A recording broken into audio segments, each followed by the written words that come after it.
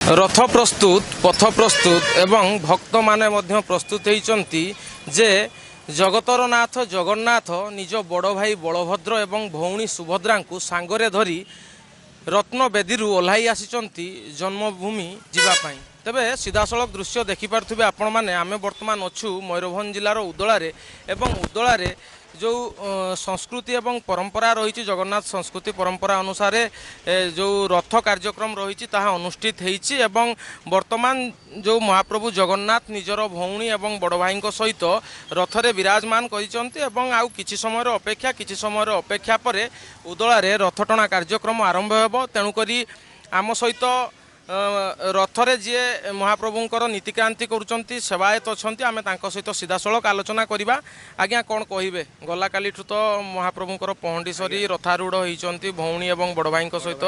तेबे सी जीवे तांकर जन्मवेदी को कौन केमिति प्रस्तुति रही कौन नीतिक्रांति रही आज केमिति कौन पूजा चली आमर आज्ञा सकाळु आज 5:30 बेलू मंगल आलती होपर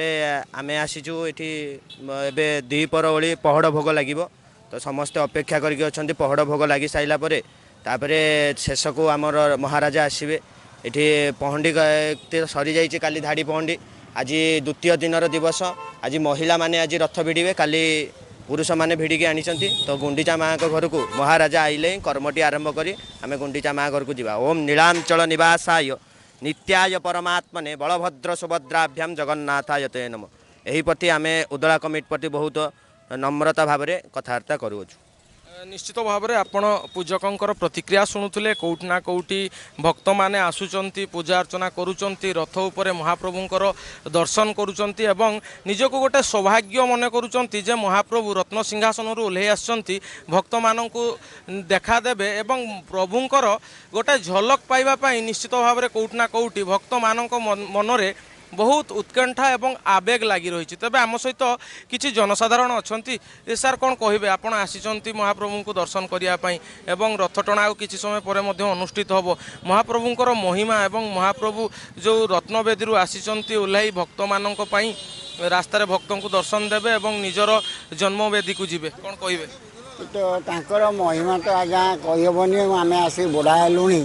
बहुत वर्ष पछर सेवार रहीचु बहुत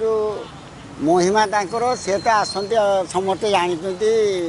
भक्त मान को दर्शन देवाई तेणु आज महिला टाणवे भिड़ हम रे तो आम एमएलए भी अच्छा सब सहयोग करेंगे। निश्चित भाव में विधायक महोदय आसी महाप्रभुंर दर्शन करने आम सहित अच्छा उदलार विधायक भास्कर मढ़ई तेबे आम सहित सीधासलख आलोचना करवा सार प्रथमे तो रथयात्रार आपण को हार्दिक शुभेच्छा शुभकामना आपण जगह को दर्शन कले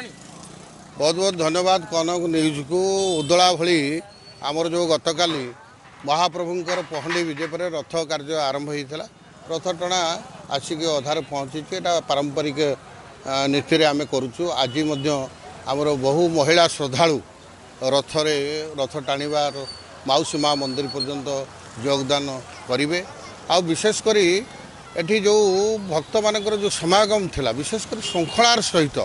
आमर रथ परिचालना कमिटी एवं प्रशासनिक अधिकारी माने एवं राजनैतिक व्यक्ति विशेष माने समस्तंकर मिलित उद्यम रे महाप्रभु रथयात्रा समाप्त बढ़िया सुंदर भाव में आज से समापन कार्य भगवान को कौन निश्चित प्रभु को मुझे मागी समग्र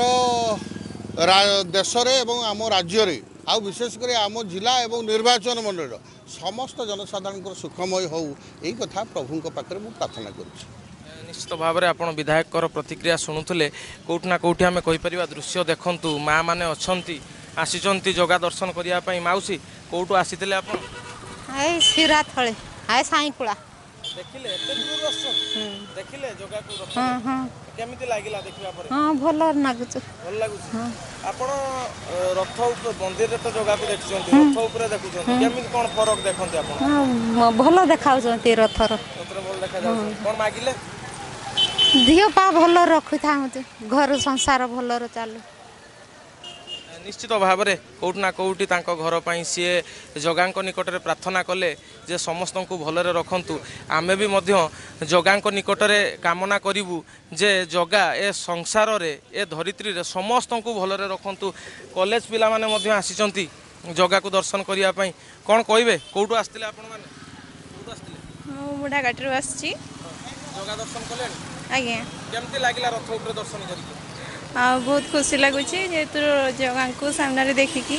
ଖୁସି ଲାଗୁଛି। ଖୁସି ଲାଗୁଛି। ଆଜ୍ଞା। ନିଶ୍ଚିତ ଭାବରେ ଆପଣମାନେ ପ୍ରତିକ୍ରିୟା ଶୁଣୁଥିଲେ। ସମସ୍ତଙ୍କ ମନରେ ଉତ୍କଣ୍ଠା, ସମସ୍ତଙ୍କ ମନରେ ଗୋଟେ ଜଗାକୁ ରଥ ଉପରେ ଦେଖିବାର ସେଇ ଯେଉଁ ଝଲକ ପାଇବା ପାଇଁ ସମସ୍ତଙ୍କ ମନରେ ଗୋଟେ ଉତ୍କଣ୍ଠା ଲାଗି ରହିଛି। ତେବେ ମହାପ୍ରଭୁ ଜଗନ୍ନାଥ ସମସ୍ତଙ୍କୁ ଭଲରେ ରଖନ୍ତୁ ଏବଂ ଏ ଜୀବଜଗତ ସମ୍ପୂର୍ଣ୍ଣ ଭାବରେ ସୁସ୍ଥ ଏବଂ ନିରାମୟ ଜୀବନଯାପନ କରୁ, ଏତିକି ହିଁ ଆମେ ଜଗା ନିକଟରେ ପ୍ରାର୍ଥନା କରିବୁ। ଉଦଳାରୁ ଅଭିଜିତ ବେହେରା, କନକ ନ୍ୟୁଜ୍।